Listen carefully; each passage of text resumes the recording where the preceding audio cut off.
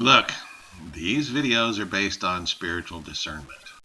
If you don't believe in the Bible, there's a lot of this information that is just going to sound ridiculous to you.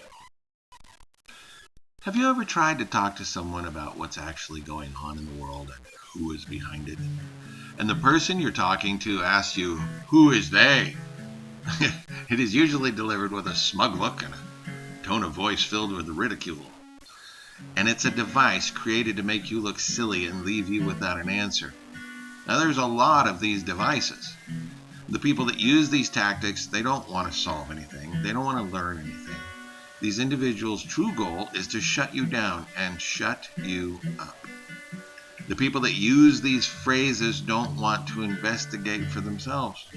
They don't want to see the world as it is. They don't want to face the possibility that they might have to do some changes in their lives. People around us want to believe that the governments are benign. Governments are good. They want to believe that multi-billion-dollar industries like pharma, agriculture, media, science, medicine, they're only here to help us, to make our lives better. So when anyone attempts to warn them that those giant lumps are controlled by satanic minions, those people stick their fingers in their ears and they start to sing out loud, "La la la la la." Well, what does this look like? Who is they? They is the group controlled by Satan and its fellow angels.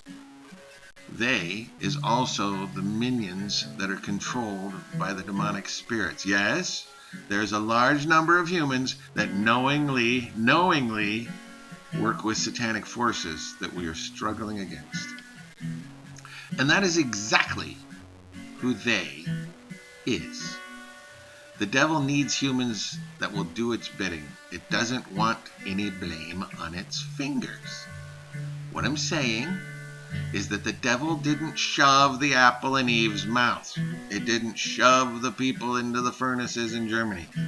It doesn't push the button that sprays the chemicals out of the planes that fly over our heads every day. And it didn't hold people down at gunpoint, hogtie them, and stick them with the vax.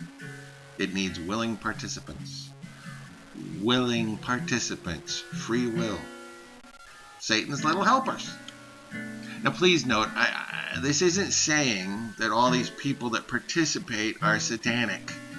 But there is an agenda, and the Bible says in Ephesians 6:12, "For we wrestle not against flesh and blood, but against principalities, against powers, against the rulers of darkness in this world, against spiritual wickedness in high places."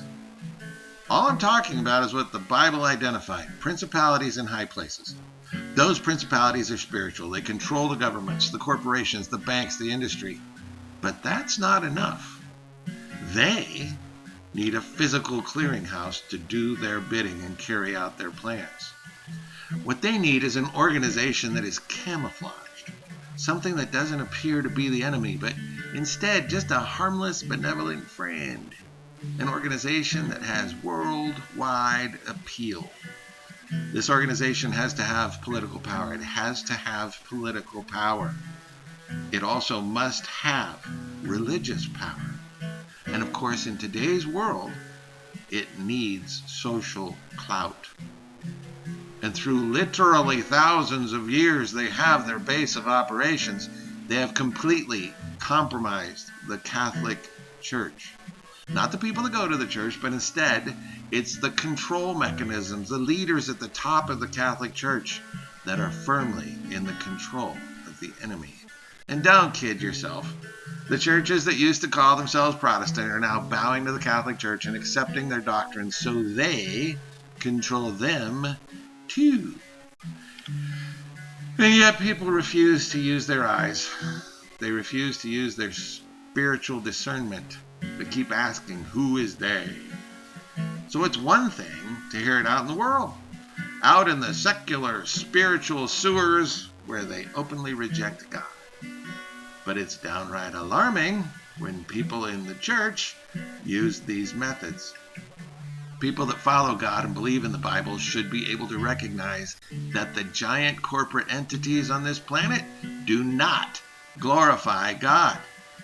People that know the Bible should already know that there is a spiritual war going on that encompasses all walks of life. But even in our churches, they ask, who is they? They point and whisper, conspiracy. They dismiss facts with, that's not true, conspiracy. They try to hopelessly corner their opponent with the ridiculous demand of, show me proof, conspiracy. And if you have that proof, they disregard that proof and they cry, I don't accept that as proof because I don't recognize the source and you all probably made it up. Conspiracy, conspiracy. There's a passage in Revelations 14 speaking about the 144,000. It says there was no guile found in their mouths. Guile is defined as sly or cunning. Those are words that describe the enemy and its bedfellows, not the words that describe Jesus or those that follow him.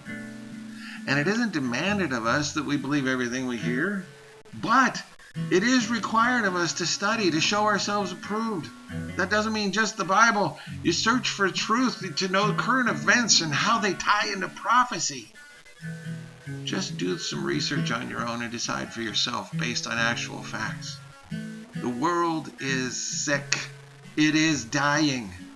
The path we are on cannot be prolonged for centuries or decades. We're out of time. We need to know what the mark of the beast is.